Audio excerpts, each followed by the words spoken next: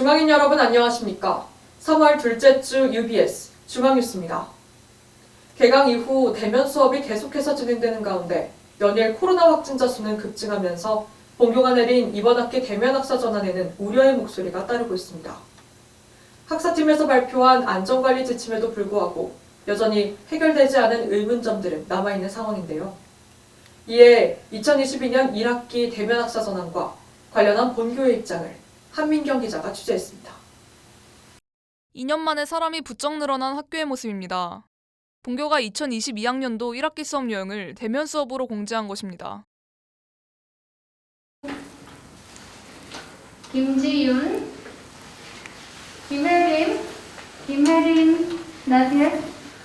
본교는 지난달 22일 2022학년도 1학기 대면 수업 안전관리 지침을 발표했습니다.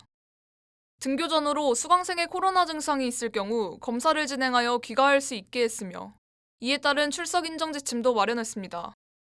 또한 교원이 확진되는 경우 격리 기간 동안 원격 수업으로 전환됩니다.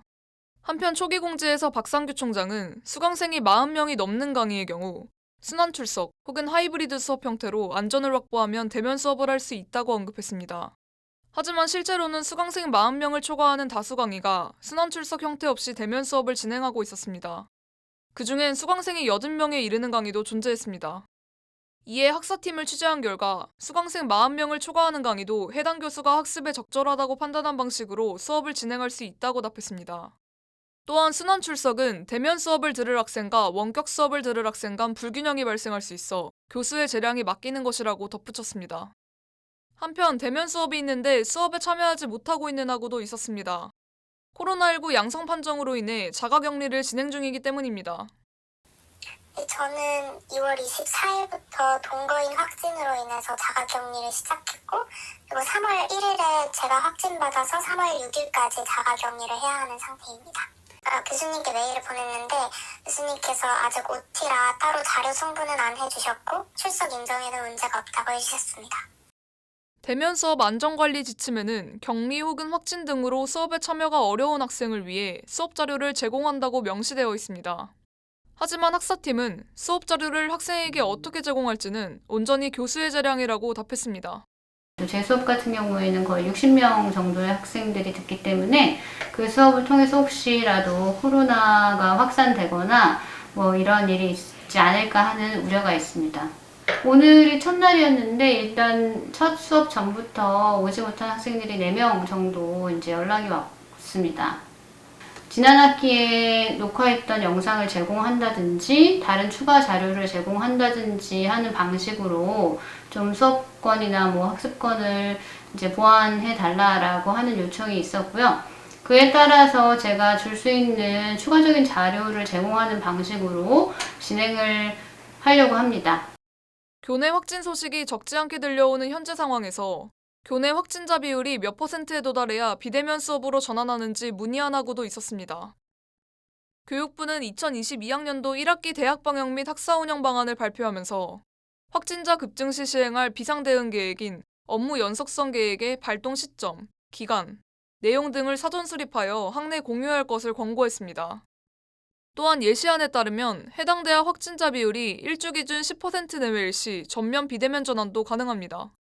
이에 본교 중앙사고수습본부를 취재한 결과 내부 비상대응 계획은 수립되어 있으나 해당 수치에 대해서 비대면 수업으로 전환할지는 다양한 상황을 고려하여 내부 검토 후에 결정할 것이라고 답했습니다. 본교는 강의 수강 공간 마련을 요청하는 학우들의 의견을 수렴해 대학별 강의실을 개방했습니다. 하지만 방역수칙 준수 여부는 사용자 재량에 있으므로 본교 학우들의 협조가 중요할 것입니다. 정부 방침에 따라 대학가도 점차 단계적 일상 회복으로 나아가고 있습니다. 본교는 학우가 자가격리 확진 등으로 학습에 불편함을 겪지 않도록 적극적으로 나서야 할 것이며 그 이전에 교내 구성원 모두가 방역에 대한 책임감을 가져야 할 것입니다. UBS 한민경입니다. 이어서 다음 뉴스입니다. 성평등위원회가 폐지됨에 따라 본래 성평위가 주관하던 성폭력 신고창구의 운영에 대한 우려의 목소리가 나왔는데요. 본교 인권독집위원회가 운영을 맡았으나 아직 구체적인 사항과 보완할 점이 남아있었습니다. 배시진 기자가 취재했습니다. 2021년 10월 8일 성평등위원회가 폐지됨에 따라 본래 성평위가 주관하던 사업들을 비상대책위원회가 맡아 진행하게 되었습니다. 성평위가 진행하던 대표적인 사업으로는 가다실 구가 접종 제휴 사업, 정열용품 지급 사업, 성폭력 신고 창구 운영 사업이 있습니다. 하지만 성폭력 신고 창구의 경우 전문적으로 담당하는 기관이 사라짐에 따라 우려의 목소리도 나왔습니다.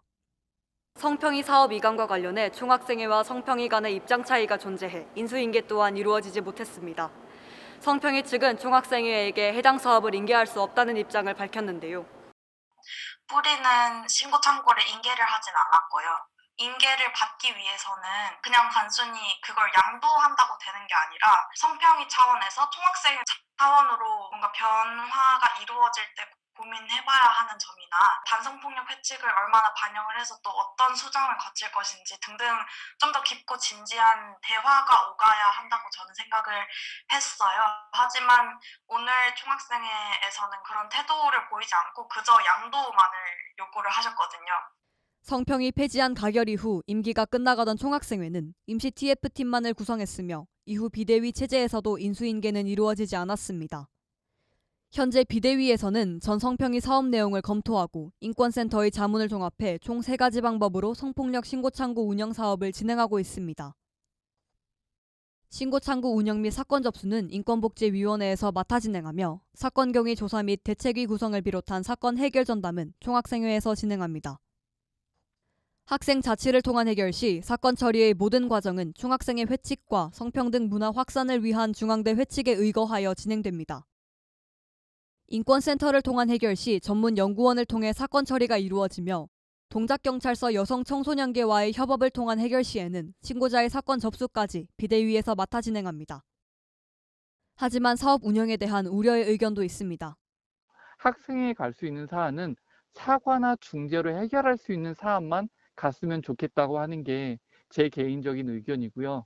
학생회에 있어서 그 대책위원들이 인권대책위원회로 해결할 사안이다라고 하면 학생회에서 저희 인권센터로 자연스럽게 이관이나 이첩을 해줘야 되겠죠. 성평등위원회 말고 지금 비대위에서 하는 것에 관련돼서도 당연히 우리가 이걸 하고 있다는 게 홍보가 이제 창구 자체가 일원화되지 않았다라는 것이 있을 수 있어요. 학생회 측에서 일부 해결하고 나머지 일부 되지 않는 그 건은 결국은 따로 놀기 때문에 만약에 해결을 못하면 또 어떻게 할 것인지 그런 부분도 또 해결할 필요가 있어야 된다는 생각은 듭니다. 과정에서 성폭력과 2차 가해 피해자 중심주의 같은 공부와 이해가 있어야 한다는 것, 판단을 내리는 건 사실 사건 해결 주체들인 거잖아요. 그래서 사실 그분들이 정말 얼마나 젠더 감수성을 가지고 계시느냐, 전문성을 가지고 있느냐가 더 중요한 문제라고 생각이 듭니다. 사법기구나 인권센터, 학교 본부 외에도 학생 차원에서도 공동체적 문제 해결을 위해 뭔가 전문성을 가진 인력을 양성하고 인수인계를 하고 이런 것들이 필요하다고 생각해요. 고민하고 노력하는 체제였으면 좋겠다는 바람이 있습니다. 전 성평위가 진행하던 사업의 인수인계가 이루어지지 않은 상황에서 새롭게 운영되는 성폭력 신고 창구에 대해 비대위 및 학내외 협업단체들은 각별한 관심을 기울여야 할 것입니다.